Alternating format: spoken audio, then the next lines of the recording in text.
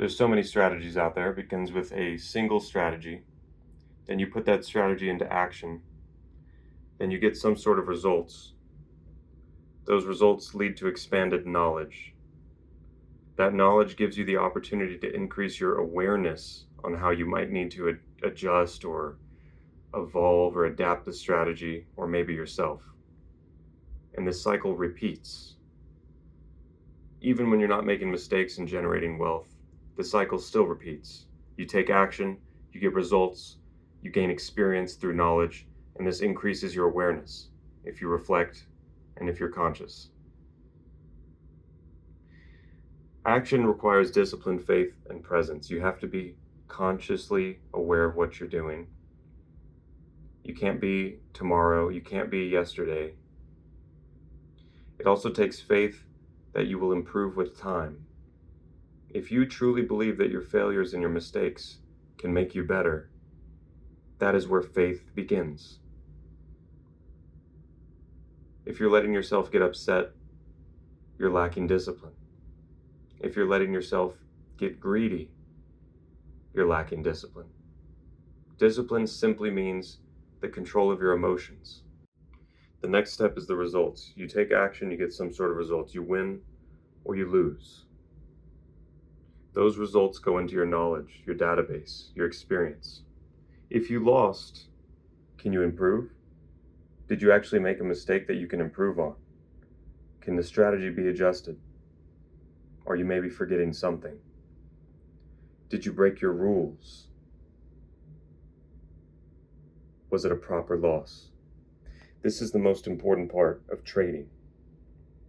If you have a strategy that's consistent 80% of the time, should you be upset at all if you make a mistake because of your own emotions? Yes. Should you be upset if you lose because of the ratio, the natural law of mathematics? It's got an 80% win rate. So that means 20% of the time it's not going to bring you profits. Should you be upset at those 20%? Or should you be glad that mathematics is still happening correctly?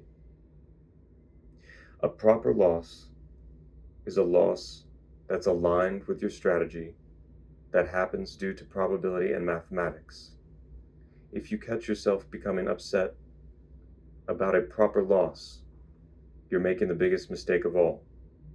You're betraying your faith. The next step after knowledge comes awareness. You either reflect on what you've learned, you reflect on how you can change and adapt, and you reflect on what you did correct, what you could have done better. This is the cycle to trading effectively and profitably. This is how you continue to grow and improve. If you actually believe that your mistakes and your failures can make you better, and I think you do believe that, then what fear do you have? I'm going to talk about another topic now, which is the topic of setups. You're going to have setups that you consider to be your A+ setups, your best. These are setups where you feel good taking them. You feel good increasing the risk. You don't hesitate, you don't fear, you don't feel bad after you enter the position. Then you have your A++. Not as good, but you still look for them. And there's a whole spectrum of trades that you could take. The reason that people get frustrated most of the time is because they allow their mind to think that all of these are valid. They're not. You're going to learn very quickly that this downward are all trades you should ignore. Don't ever take them. Study them, learn from them. If you're going to take them, use a very small amount of your risk, your very small amount of your capital. If you normally trade with $10,000 and you want to take a B+ trade, trade with $100. Go very small, because you are gambling. And if you want to improve with the maximum amount of growth, only ever take the best 2 trades that you know are possible. The last thing I'm going to share with you is what detachment is all about. To become a good, profitable trader, to become consistent, you're going to have to detach from several things. You're going to have to detach from the outcome. You're going to have to make your mind calm when it wins and calm when it loses. You're going to have to control your emotional reactions when you enter a trade and the blood starts flowing, the heart rate increases. You're going to have to take responsibility for those emotions within you. Breathing exercises, rooting yourself in the present moment, going on a walk.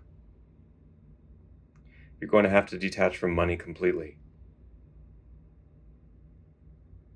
Nothing belongs to you in this life. It's being given to you for a period of time. You're borrowing everything you have. Even the things that you think you own, you're borrowing them. And ultimately they will go back to the source. Money is no different. You're going to have to detach from your past mistakes. You're going to have to detach from your future. You must be living now. Otherwise, how do you expect to control your emotions? As soon as you take a trade, your thoughts are going to start going wild, especially when there's a lot of money in front of you. If those thoughts are not aligned with your strategy, detach from them. Look at all of your thoughts like a sniper looks at a target. Don't just take random shots. Look at all of your thoughts carefully, analyze them. Don't ignore them, and don't become attached to them. If you expect to win, if you expect to lose, if you expect anything, all of that power will be stripped away from you. If you detach from expectation completely, living in the now will be natural.